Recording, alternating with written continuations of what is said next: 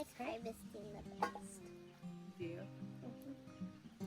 So they come in all sorts of colors.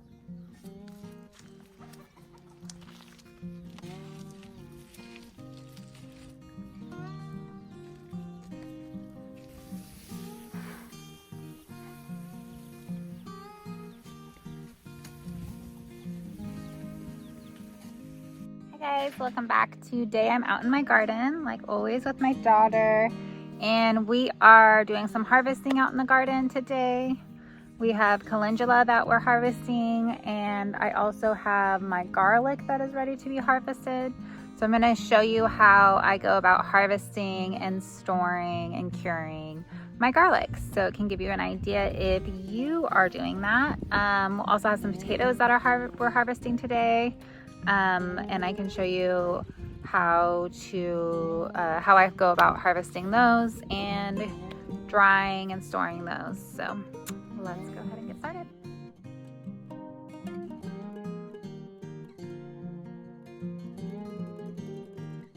Garlic is ready to be harvested when at least 40% of the leaves of the plant are dry. Should be about yellow brown, and the rest will still be green. To harvest garlic, loosen the soil around the bulb. You can use a garden fork or a small shovel, but I just usually use my hands. You want to be careful to not injure the bulbs while you're doing this. Once soil is loosened, you can gently dig up the bulbs, and you'll want to shake off any soil by hand. You'll want to be gentle, and you do not want to use water to clean the bulbs off because that will disrupt the curing and drying process.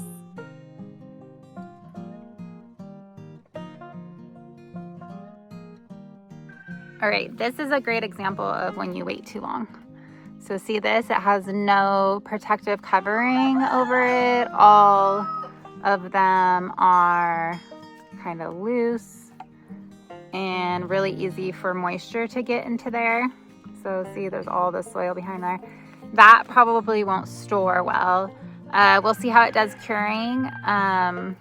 It might, I probably will keep it separate from everything else just in case. If it does okay and doesn't turn into mold balls, you'll just want to use it right away. So that's what you do with garlic that went too long.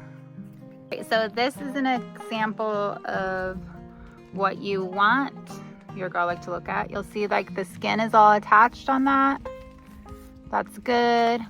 It's brown on the bottom, but you'll still see that there's green towards the top. And this one, it's hardneck variety, so I already clipped the scrapes in good time once before they started to curl. You'll see that if you let it go and flour out a garlic, I left a couple of them just to show the difference, you'll end up with a lot smaller garlic heads. So that's why you want to come and trim the hardneck varieties of garlic. I didn't grow any soft neck varieties, so all I have is hardneck to show you, but you will not have to do that with the soft neck varieties, and they tend to store a little longer. But I do like the flavor of the hardneck. They're kind of a little bit more complex. So that's the difference between garlic. So that's what you want, ideally. That's what you want.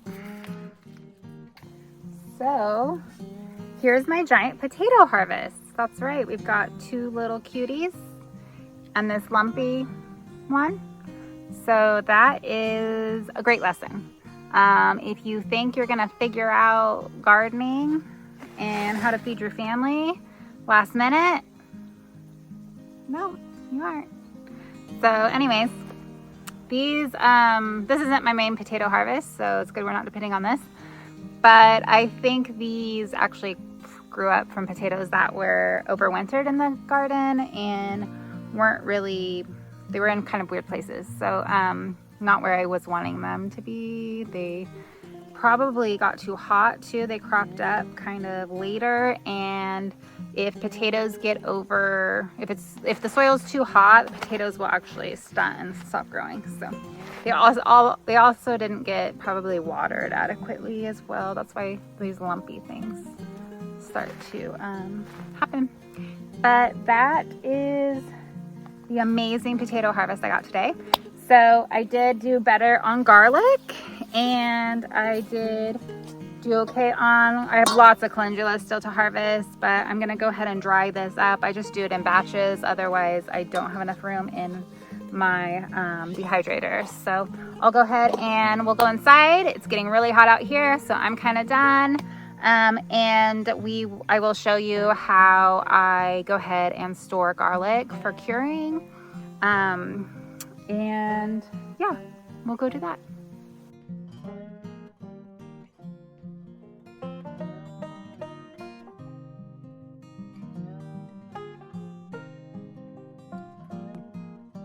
In order to prepare garlic for storing, I will make bundles with my garlic. I use about 6 to 8 bulbs and go ahead and leave the stems on them and then tie them all together with twine. The bulbs that I have that have some splitting, I'm actually going to lay out on a rack by themselves just to keep an eye on them in case rot starts to form.